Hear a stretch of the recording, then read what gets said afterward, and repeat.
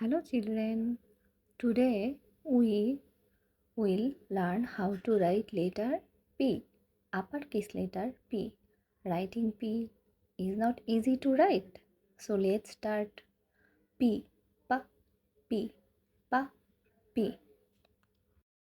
We can write P like this.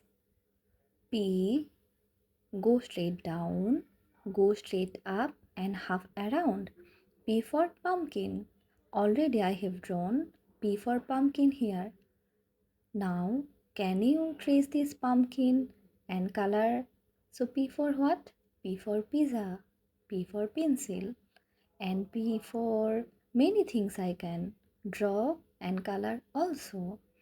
So I am also drawing a tree. P for tree.